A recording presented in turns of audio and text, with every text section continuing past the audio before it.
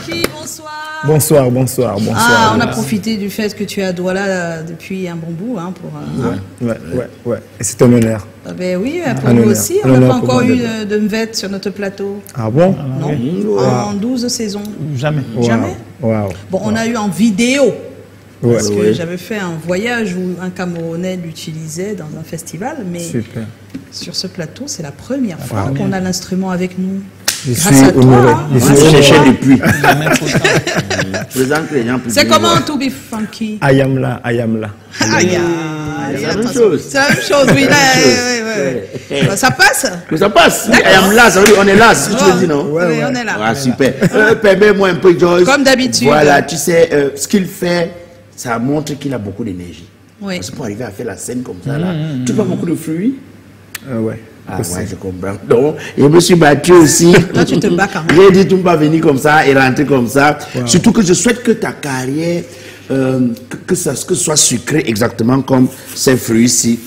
Voilà. Oh là là, des oranges. Des oranges. Des oranges pour To Be Franky. Nous, on ouvre tout parce qu'on ne veut pas qu'il y ait les oranges gâtés là. Ouais, on sait gâter, c'est la payer. Ça compte ton problème. C'est l'aide. Non, sur le plateau.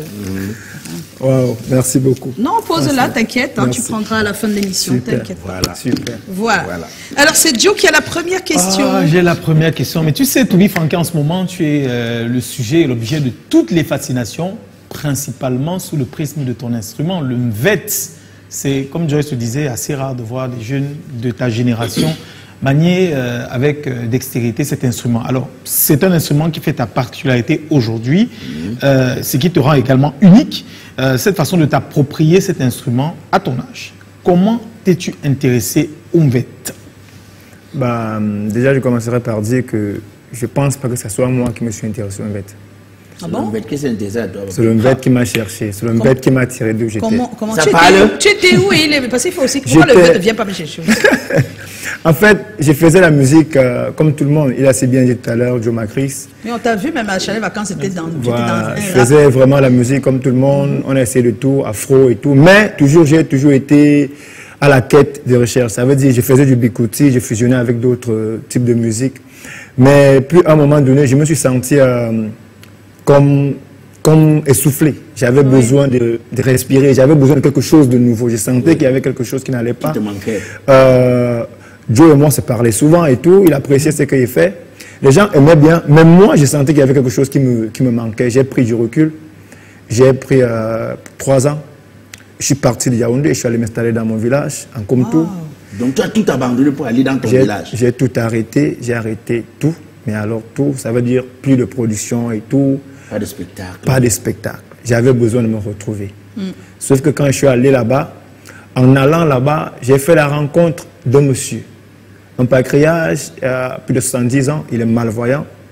Et c'est lui qui me fait découvrir le mvette. Je voyais le mvette parce que j'ai eu la chance de rencontrer plusieurs fois le maître Ndjengi Taba, plus connu sous le nom de Pantaleon au Cameroun. Oui. Et je voyais souvent avec ça, moi ça me faisait rire en fait, voyez-vous. Mais sauf que quand j'ai rencontré M. Ambi Leroy, à cette phase de ma vie où j'étais vraiment au bord, voyez-vous. J'ai passé avec lui, j'ai passé peut-être un truc comme 2 semaines. Je voyais ce qu'il faisait. Son histoire avec le mvette m'a tellement marqué. Mais je n'osais pas dire que je voulais apprendre. Oui. Puis de là, j'ai eu une situation où je partais souvent apprendre en fait, voir comment il faisait et tout. On a eu un souci un de ces jours-là. C'était un espace culturel à Vogbeti. La gendarmerie, elle est arrivée. Elle a embarqué tout le monde et je suis parti faire 3 semaines. On m'a libéré au parquet. Pour rien. J'étais vraiment là, je voulais connaître, je voulais apprendre. Mais c'est un espace que fréquentaient beaucoup d'artistes et aussi ceux qui n'étaient pas des artistes. Alors la gendarmerie, en faisant son travail, elle a pris tout le monde. Sauf que quand j'arrive au parquet, c'est Ambi Leroy. J'ai dit, on ne se connaissait pas avant. Oui. C'est ce monsieur-là, malvoyant, qui quitte de Mvogbeti. Il vient me chercher, il vient témoigner au parquet que ça c'est mon fils là-bas, c'est un musicien. Et ce jour, j'avais sur moi, j'avais ma petite sacoche où il y avait mes 2 CD de mon ancien album avec mes USB. C'est comme ça que le procureur en charge du dossier, quand on est entré sur Internet, on a vu tout ce que je faisais, on a dit que ouais, franchement le mec, c'est son boulot. Maintenant, sortant de là, j'avais 2 choses. Soit j'ai rentré mon village carrément, que je ne veux plus rien avoir avec ça. Soit je partais maintenant pour rester là où ça s'est passé, pour chercher à savoir pourquoi ça s'est passé comme ça. Ouais. Mais au lieu de partir, de rentrer complètement, je suis d'abord rentré encore faire peut-être 6 mois en dormant sur un banc pour comprendre, pour savoir pourquoi ça se passe comme ça, ce que c'est. Et c'est de là que tout est parti. Alors je ne dirais pas que je me suis approprié, non. Donc le Mvet t'a sauvé la vie. Le Mvet m'a sauvé la vie. Tu sais la raison. Et quand je suis entré dans l'art du Mvet, carrément tout a changé autour de moi. Oui. Genre vraiment tout et tout. Par exemple, là nous sommes à Sekoma. Je me rappelle, il y a peut-être 3 ans, 4 ans, je parlais avec M. Joe. Je lui disais que j'aimerais bien passer à Sekoma et tout. Oui, à chaque Et fois, c'était compliqué, tu vois. À chaque fois, on avait dit non, non. Et je vous assure qu'aujourd'hui, tout ce qui m'était fermé, tu vois, le Mvet me permet aujourd'hui sans que je ne demande rien à personne. Non, ça c'est non, ça c'est Donc, bien. Humblement, j'aimerais remercier le Dieu de mes ancêtres Ouais. qui a choisi à ce que je porte cet instrument. Parce que ce que je reconnais, c'est que depuis la base, j'ai toujours eu beaucoup d'énergie. J'ai de la carrure quand je suis sur la scène.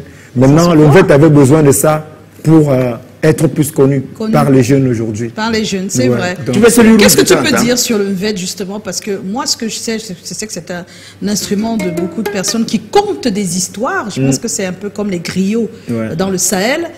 C'est un peu ça aussi dans le Sud? Ou... Le Mvet, en réalité, c'est l'identité, je dirais même l'âme de tous les Bétis, encore appelés Ekan. Ekan, d'accord. Les peuples de la forêt qu'on retrouve au Cameroun, au Gabon, Centrafrique, Sao Tomé, une partie du Congo, en Guinée. Cet instrument est l'instrument qui a accompagné les légendes, les générations, des siècles des peuples Bétis. D'accord. Ça veut dire, cet instrument, c'est l'histoire même de nous qui sommes peuple de la forêt, tu vois. C'est ça. Au départ, c'était un instrument qui permettait de chanter les louanges, mais sinon aussi de raconter les prouesses des héros des temps anciens, de ces grands chefs Bétis-là. Et aussi, il permettait, avant chaque combat, de galvaniser les groupes. Et c'est avec cet instrument qu'on invoquait les esprits, tu vois, parce qu'il n'y avait pas encore les prêtres. Ça, c'était avant l'arrivée du colon. Tu vois. Donc celui qui portait le Mvet était celui qui transmettait les messages de l'au-delà au monde des vivants, aux hommes. Donc il était toujours près du roi, il était toujours près du chef supérieur. Et c'est comme ça que le Mvet, au fil des siècles, s'est transmis de génération en génération. Au Gabon, par contre, il est plus développé. Au Cameroun, il y a des maestros également.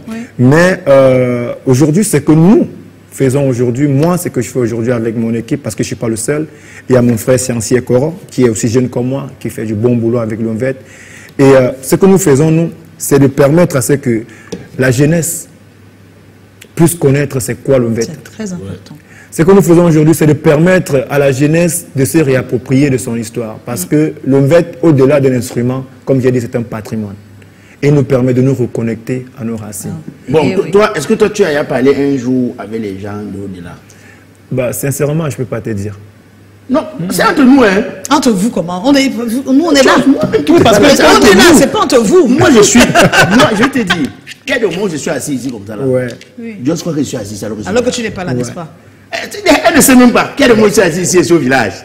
Ouais. Par contre, ce que je peux quand même t'assurer, c'est que si tu me vois là, tu as vu les gens là. Voilà, c'est tout. Parce qu'au village, non, quand moi je suis au village comme ça, si le chef veut sortir, il y a des moments où nous on va manger la viande, on ne va pas que le chef mange. Le chef veut sortir, parce que c'est nous qui donnons l'autorisation qu'il sorte, on donne l'autorisation pour qu'il reste. Si vous voulez sortir, on dit tout ne peut pas sortir. On se refile avec Dieu là. Pose ta question. Alors, question d'utilité publique. Toubi, il faut savoir que c'est une question, la réponse que tu donneras, la vie de la nation en dépend. Le peuple t'écoute. Mais comment est-ce que tu te perfectionnes au chant? Au chant aussi. Parce que jouer au Mvet, c'est une chose. Maintenant, le chant. Bon, le chant, il avait avant. Et le rap que tu avais avant, c'est pas le chant de maintenant là. Comment tu fais de perfectionner? Surtout quand tu joues qui accompagne le Mvet. Au fait, ce que je peux dire à ce que tu poses comme question, c'est il y a ceux qui font pour le plaisir, pour le kiff, et il y a ceux qui font que c'est dans eux, tu vois. Et plus le temps passe, plus ils ont l'envie de s'améliorer, ils ont l'envie d'approfondir, ils ont l'envie de grandir. Et je suis dans cette lignée-là, tu vois. Du coup, chaque jour qui passe, je ne cesse d'apprendre. Je ne cesse d'apprendre parce que je ne fais pas la musique juste pour animer la galerie. Je n'anime pas la galerie. C'est une carrière. J'aimerais marquer comme les Manu l'ont fait, comme les Richard le font aujourd'hui, comme les Blake, comme les Fela Kuti. Tu vois, donc, tu es en train de citer toutes tes influences là. Ouais, en réalité. Donc. Parce que quand on t'écoute, on voit bien. Joe? Oui, non, la question c'était la mouvance des nouveaux rythmes dont Rafo la jeunesse ne t'influence pas. Mais je vais changer en disant qu'en fait tu parles de cette mouvance-là, c'est-à-dire que tu faisais rap, R&B et tout ça. Quand tu regardes d'où tu es parti et ce que tu es aujourd'hui, quel commentaire ça t'inspire? Le commentaire, c'est que j'étais... il fallait que je passe par là. Oui. Pour aujourd'hui faire ce que j'ai fait, tu vois, parce que je suis à la fois, je peux être très urbain, plus urbain même que ceux qui sont urbains. Mais maintenant, associé à ça, maintenant, l'art patrimonial, tu vois, ça fait quelque chose de magique. Ça fait partie de ta mission, c'est ce qu'on comprend. Alors, moi-même, je change c'est-à-dire que ma question, pour te poser ça autrement. C'est-à-dire, pourquoi est-ce que tu restes, tu continues de suivre la voie des rythmes patrimoniaux? Je vais dire que pour des raisons commerciales, tu aurais pu décider, par exemple, de changer. Non, je vais dire ça autrement, c'est-à-dire que tu étais quand même dans les musiques urbaines. Oui. Tu peux décider de faire toujours de la musique urbaine, mais d'ajouter juste le VET. Mais toi, tu fais d'abord un VET avant d'ajouter. Tu vois, c'est ça. Tu as dit que tu as inversé les rôles. En fait, alors, qu'est-ce qui te permet de autant t'accrocher à cette musique-là? Parce qu'il y a des musiques qui ne meurent pas. D'accord. Il y a des musiques qui jouent après 6 mois. Quand tu réécoutes la même chanson, tu as l'impression que tu faisais erreur d'écouter ça. Mais il y a des chansons qui ne meurent pas. Les chansons qui ne meurent pas, c'est des chansons qui ont une âme. C'est des chansons pensées. Et contrairement à ce que les gens pensent, moi je me dis qu'il n'y a pas une musique qui se vend mieux que l'autre. Ça dépend de quelle est la cible. Ça dépend du marché visé. Maintenant, il y a un choix à faire. Soit on va être numéro 1 dans tous les maquis, tu vois, et passer 6 mois, chaque 2 jours, faire un nouveau son. Soit on va accepter que notre son ne va pas peut-être jouer tous les jours en boîte, mais Joyce va nous inviter quand il s'agit des vraies cérémonies, tu vois. C'est dit. Je partage.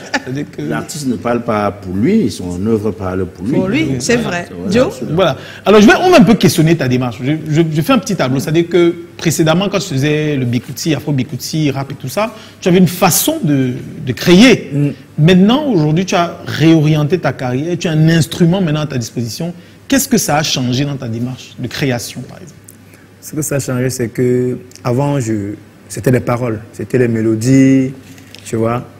Généralement, une chanson comme Kelen Kelen, je vais vous faire une petite révélation là.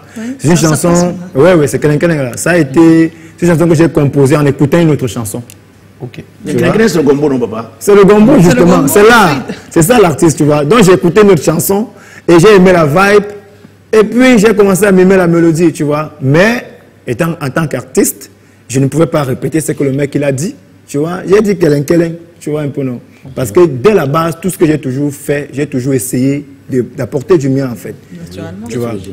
Donc c'est un peu ça. Aujourd'hui, avec l'Umvet, je suis plus dans les musiques d'esprit. Je préfère le dire comme ça. Ouais. De recherche. Oui, je fais plus de musique aujourd'hui qui parle plus à l'être intérieur. Non, je suis d'accord avec toi. Parler à l'être intérieur. Ben oui, avec... Être capable de chanter comme ça, c'est-à-dire qu'un arbre, les feuilles de l'arbre bougent. Ça te parle, tu comprends. Mais celui qui est à côté ne... Ce que tu dis. Je ne suis pas musicien. C'est spirituel maintenant. Je peux vous prendre un exemple, n'est-ce pas? Il y a des chansons que vous écoutez, ça vous donne juste envie de bouger la tête. Voilà. Mais il y a des chansons que vous écoutez, elles vous permettent de revoir une partie, sinon votre vie en fait. Elle vous permet de vous questionner. Donc au lieu de vous faire bouger la tête, mais elle vous permet de vous questionner sur certaines choses. En fait. Elle vous emporte. Elle vous emporte. Ah ben oui, merci. Alors tu as été lauréat du concours découverte du Goethe Institute, c'était l'année dernière. Qu'est-ce qui pour toi a fait ta force? Sincèrement, je dirais que c'est l'art du Umvet. C'est l'art du Umvet. Oui, sincèrement, je ne pense pas avoir été peut-être meilleur que les autres, tu vois. Je pense que c'est juste, c'est l'art du Umvet parce que nous sommes à l'ère du Verseau et à l'ère du Verseau, les gens ont besoin de vérité. Les gens ont besoin d'être éclairés, les gens ont besoin de comprendre certaines choses, tu vois. Les gens ont besoin, tu vois, on a besoin aujourd'hui, nous sommes à l'ère où ça étouffe, tu vois. C'est les mêmes choses partout, on parle de la mondialisation. Mais l'Africain, comme la plupart des hommes à travers le monde, chacun recherche à se reconnecter à son oui véritable. Bien ce que tu dis, waouh. On est en compagnie de Toubi Franky et son vête. Voilà. Oui, parce qu'il est aussi invité. On peut l'écouter un peu.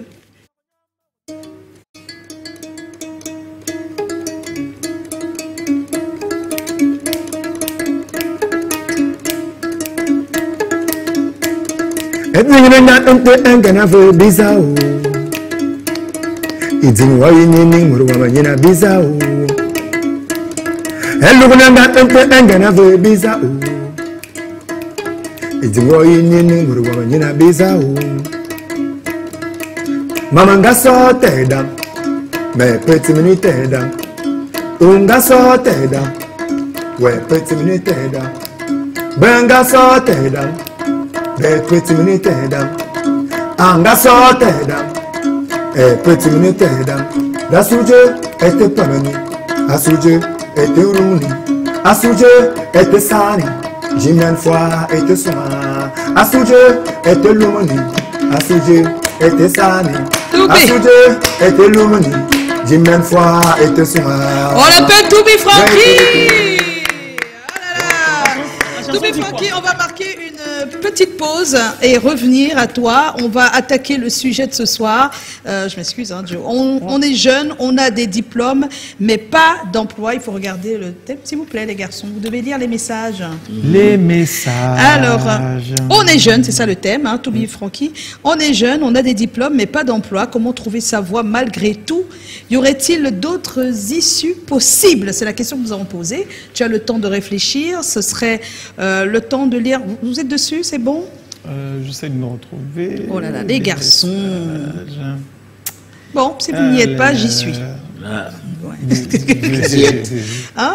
Si vous y êtes, on y va. Ah bon, hein? Vous n'y êtes pas, ça va pas, non? Pas encore? Pas encore.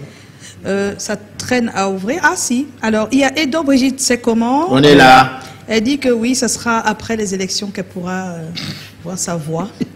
Et puis il y a Rosenke. Bonsoir à tous sur le plateau. Oui, pour moi, il est possible de trouver sa voie ayant des diplômes, mais sans emploi. Je prends le cas que je connais particulièrement. J'ai des grands frères et sœurs qui ont eu leur diplôme et n'ont pas pu trouver où se caser. Alors, ils ont décidé de se lancer dans l'agriculture, plus précisément dans la laitue. Et au jour d'aujourd'hui, c'est avec ça que nos cadets, nous en sortons. Oui. Wow. Et puis, il y a Jean-Paul Gouba, c'est comment? On est là. Que les jeunes diplômés ou pas s'engagent dans l'agriculture. Il dit la même chose. Je vous assure, l'agriculture, c'est l'une des clés sûres de réussite pour le moment au Cameroun. Et il y a Rachel Cyriel qui dit oui, c'est possible. Et puis on a Titug, bien sûr que oui, le digital est la chose sûre pour la relève des jeunes, car ça permet de vite faire connaître ses projets. Ouais. Je me suis déjà inscrite sur les listes, donc j'attends la suite. Ça, c'est ta capricieuse Davila. Qu'est-ce qui vous fait rire? C'est leur choix d'attendre. Mais il ne faut pas trop attendre. Hein. Je me rappelle en 2000, juste avant 2000, on se plaignait beaucoup et certains avaient laissé leurs études. On disait que ça ne sert à rien, puisqu'après, il n'y a pas d'emploi. Et subitement, 2 grosses boîtes sont arrivées de téléphonie mobile et cherchaient des jeunes qui ont des diplômes. Donc, même dans l'environnement mauvais, il faut toujours être prêt. C'est tout ce que je peux vous dire. Il faut toujours être prêt parce qu'on ne sait jamais. N'attendez pas, pardon. Parce qu'on a des erreurs que nous faisons. Quand je parle de nous, je parle même de moi. Donc, on va tout de suite, si vous le permettez, retrouver quelques personnes qui ont répondu au micro de Serge Tachebo. Je pense qu'on devrait cultiver nos jeunes qui vont à l'école et qui sortent après avec des gros diplômes, surtout dans le domaine général dans l'apprentissage. Parce que contrairement à ceux qui ont souvent des formations professionnelles, il est plus aisé souvent pour eux de se lancer dans une activité, d'entreprendre. Mais je pense qu'on devrait le plus souvent dans notre système éducatif apprendre à nos étudiants, les pousser à entreprendre. C'est bien possible de trouver sa voie. Hein. Il suffit seulement de demander un petit fonds de commerce à papa ou à maman si possible. T'investis dans quelque chose d'important. Un petit métier où tu veux vendre les beignets, c'est important. Pour moi, c'est possible. Je prends l'exemple de l'auto-emploi. Si on a une formation, on peut commencer à s'employer, à travailler, c'est possible. Donc il faut avoir de l'espoir. Pour moi, je trouve qu'on a certainement quelque chose qu'on sait bien faire, ou alors quelque chose qu'on peut faire. Et on devrait se forger dans ça. En attendant que le travail ne vienne, il y a quelque chose qui se fait. Par exemple, si tu sais tresser, tu devrais essayer de forger ton talent dans le domaine. Pour trouver sa voie, il faut commencer par ici. Apprendre à coiffer. Très très important dans la vie de l'homme. Ça fait en sorte que vous n'attendez rien de personne. Mieux d'entreprendre parce que là, ça te donne un mindset très très fort. Personnellement, je pense que avec la conjoncture actuelle au pays, au Cameroun, je pense que le secteur informel est l'une des voies aujourd'hui sur lesquelles on peut se rattacher. Est-ce qu'elle est positive, est-ce qu'elle est négative, est-ce qu'elle est légale, est-ce qu'elle n'est pas légale? Là, c'est autre chose. Le diplôme n'est pas une activité. Oui, il faut automatiquement assimiler une formation pour toi-même t'engager à un emploi ou auto-employer. Oui, c'est ça, je pense que c'est ça la meilleure solution. Tout se passe, c'est maintenant. N'attendez pas, si vous pouvez le faire maintenant, commencez, et puis le changement vous trouvera. Oui, il ne faut jamais attendre. C'est ça, il ne faut pas attendre. Le temps n'a pas le temps d'attendre. L'opportunité, la chance ne sourit qu'aux esprits préparés. Mais oui, il faut être prêt. Alors, ça nous permet de poser la même question à notre invité. Toubi Francky, on demande, est-ce qu'il y a des issues possibles, même dans cet environnement difficile? On a des diplômes, on n'a pas d'emploi. Est-ce que pour toi, c'est possible de trouver une issue? Ben, je pense que le diplôme, c'est bien, mais au-delà des diplômes, il faut se faire former. Ah oui. Il faut savoir faire quelque chose. Il faut maîtriser quelque chose dans un domaine précis. Il faut se faire former en tenant compte des réalités de l'environnement où on se trouve. Aujourd'hui, on a trop de docteurs au Cameroun, on a trop de professeurs, on a trop... Les avocats, ils sont par milliers, mais à la fin, ils vont tous défendre qui? Tu vois? Donc, moi, je pense que... J'ai vu tout à l'heure, là, il y a un monsieur qui a dit il faut entreprendre. Ça. Il faut entreprendre. Il faut faire quelque chose. Il faut se faire former. Les diplômes, c'est bien, c'est très bien de s'instruire, mais à côté de cela, il faut savoir faire quelque chose. Le savoir-faire. Qu'est-ce que vous savez faire? Vous avez des diplômes? Coach, Joyce, en tant que coach. Je suis coach. Dans mon quartier, les enfants, quand ils ont besoin de trucs, ils viennent me demander. Voilà. Moi, je crois que le secret pour les jeunes qui nous suivent, il faut répondre à un besoin. Le problème chez nous, c'est qu'on est dans l'imitation. Si tu viens vendre le poisson brisé, on met 20 personnes sur le poisson brisé. Alors que tu peux dire que bon, quand on achète le poisson, on a besoin de bâtons. C'est que vendent les avocats, tu es obligé de vendre les avocats. Tu peux vendre ce qui accompagne l'avocat. Mais les gens sont dans le suivisme. Si tu ne réponds pas à une question, tu ne résous pas un problème, tu ne vas jamais t'en sortir. C'est bien dit ça. Alors, on va vous donner le sondage. 100% de personnes pensent qu'il y a des issues possibles. Il faut juste se donner un peu de temps et réfléchir, regarder autour de soi, être très curieux et poser des questions. Dire à quelqu'un que je ne sais pas, aide-moi, c'est aussi quelque chose qui peut se faire. Alors, les raisons, parce qu'on va les afficher tout à l'heure, beaucoup ont parlé de formation, voilà, apprendre un métier, faire des formations professionnelles. Les diplômes, ça ne garantit pas l'emploi. Et puis, s'appuyer sur ce qu'on sait faire. Et puis aussi, ils ont dit... entrer dans le secteur informel. Entrer dans le secteur informel. Donc, moi, j'ai rajouté quelque chose, on n'a pas parlé de passion aussi. La passion. Oui, ça peut... Tu peux aussi t'appuyer sur ta passion. Par exemple, il faut d'abord aimer. Il faut d'abord aimer, mais c'est ça. Il faut d'abord aimer et se mettre à fond. Savoir faire quelque chose et faire ce qu'on aime. Ce qu'on aime. On va tout de suite retrouver Monsieur Roland Kwemen, qui est coach en leadership et en développement personnel. Il donne son avis sur la question « Les jeunes devraient écouter ». Que dire à un jeune qui a tout tenté, mais reste sans emploi?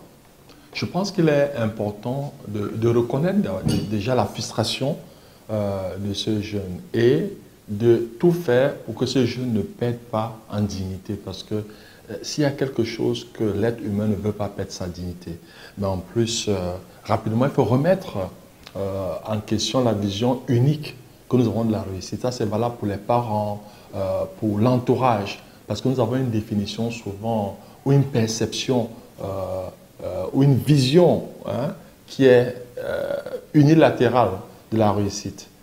Il est important de valoriser le développement des compétences parallèles. Ici, on sait très bien que à côté des compétences classiques, on peut développer d'autres compétences. Je veux encourager ce jeune à s'engager dans les activités utiles. Et ce qui vient à l'esprit, c'est le bénévolat. Et pourquoi pas aussi des petits boulots, puisque si on regarde la configuration de nos économies, c'est à peu près 85% informel et un peu moins de 15% formel. Donc, ces petits boulots, ça compte. Et pourquoi pas les formations. Et ensuite, il faut rester en mouvement. Il faut rester en mouvement. Même si on est dans l'emploi informel, je pense qu'il faut vraiment ne pas négliger. Il faut sortir. Il faut aussi créer des opportunités à partir des talents que nous avons. Pas seulement sur la base des offres de l'emploi. Comment se reconstruire intérieurement quand l'échec professionnel devient un poids quotidien? Je pense qu'il est important d'accepter déjà ces émotions parce que voilà, l'être humain est un être d'abord émotionnel, que ce soit les frustrations, la colère, la peur, la tristesse. Donc il ne faut pas être dans le déni. Mais rapidement, il faut aussi décolorer l'échec d'un jugement sur la valeur personnelle. On peut échouer, mais on n'est pas l'incarnation de l'échec. Donc ne pas le prendre à titre personnel parce que ça peut être conjoncturel, ça peut être structurel. Mais se reconnecter sur la base de ses forces. Et ça rappelle un principe assez important de développement personnel et professionnel, ce qu'on appelle l'inventaire personnel. C'est quoi mes forces? C'est quoi mes réussites?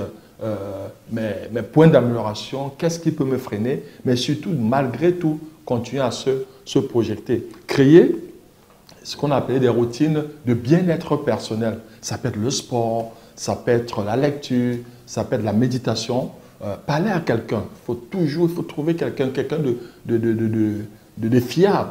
Ça peut être un parent, un oncle, un mentor, un coach, et transformer ces échecs en apprentissage. N'oublions pas, l'échec a pour frère jumeau la réussite. Donc, ce qui est important, c'est quelles leçons je tire de la période difficile que je traverse.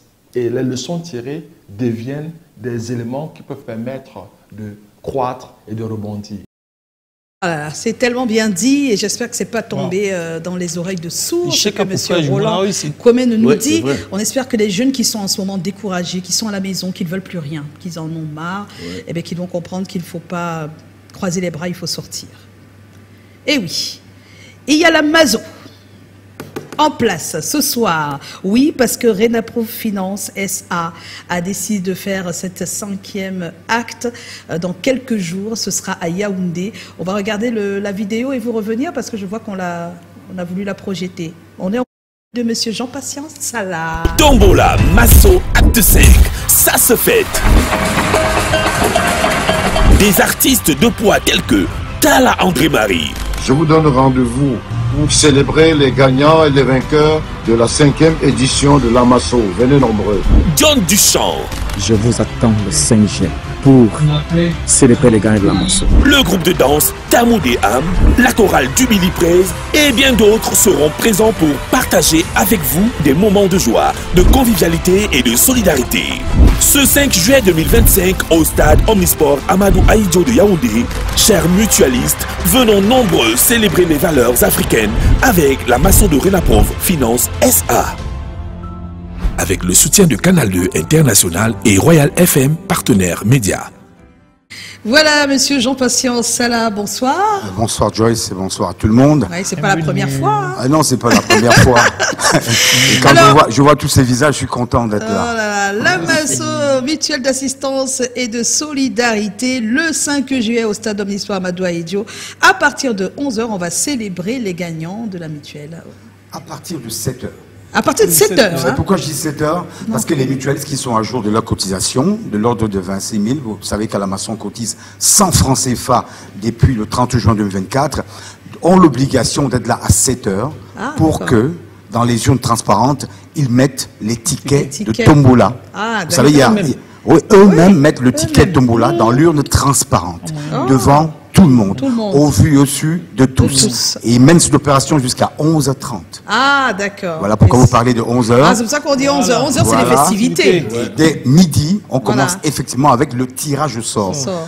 phase protocolaire, et puis les mutualistes eux-mêmes tirent au sort les autres. Oui. Nous, on ne touche pas aux urnes transparentes, parce qu'il faut la transparence obligatoirement. Voilà. Obligatoirement. Il ne faut pas que quelqu'un se plaigne un seul instant. Continuons avec le principe de transparence. Donc, en toute transparence, quelqu'un qui n'est pas encore à jour ou qui n'a pas encore fait ses cotisations, combien de temps lui reste-t-il encore pour souscrire et participer? Nous sommes lundi, il aurait jusqu'à dimanche. Vous avez jusqu'à dimanche. Dimanche pour la souscription. Au plus tard à 16h. 29 juin, au plus tard à 16h, vous devez avoir achevé vos contributions. Ceux qui ne l'ont pas encore fait, ils ont donc une semaine donc quelques jours pour le faire. Pas après le 29, je dis bien 29, 16h, 29 juin, à 16h. Question d'utilité publique, quels sont les avantages d'être mutualiste sur une Finance? Je réponds à cette question en m'accrochant au sujet précédent.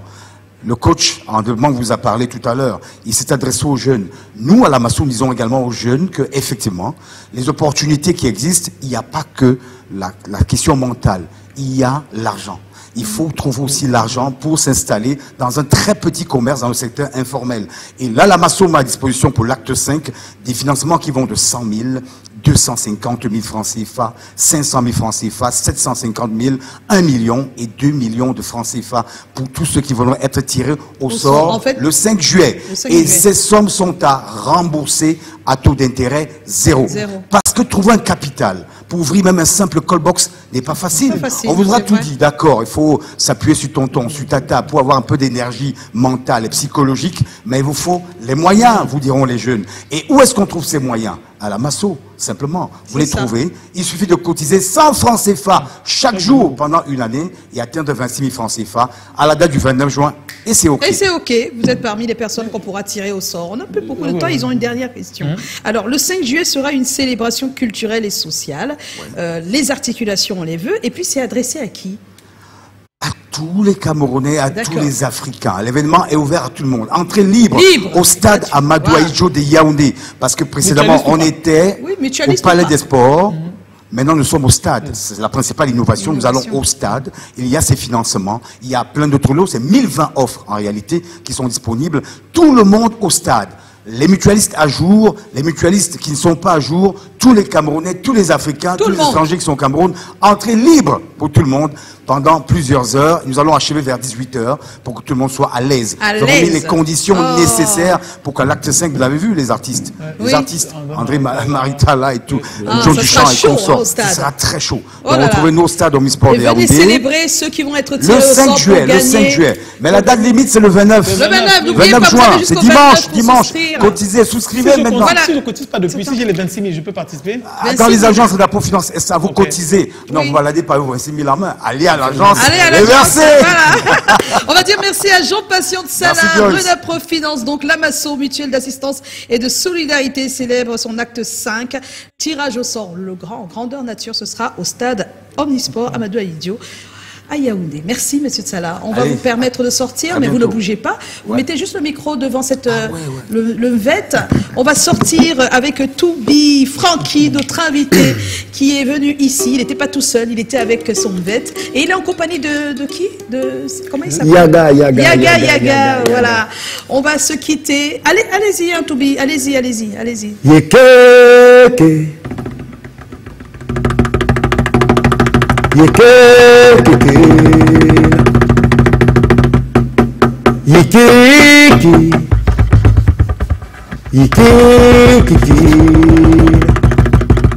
Mais le moment tu m'as pour un cap en voie, il doit être avec un mauvais faille en Afrique, on va gagner le 20 000.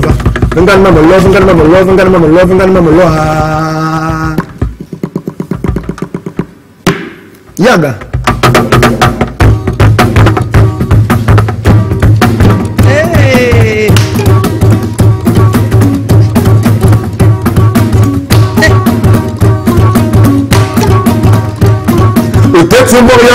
Vous répondez belle. Vous répondez belle. Vous répondez belle.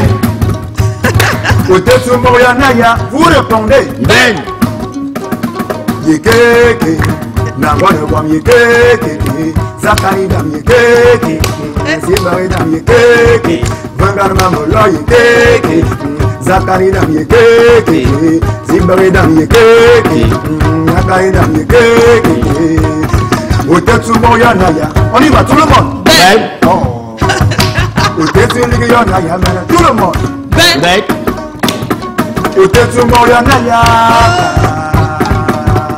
On se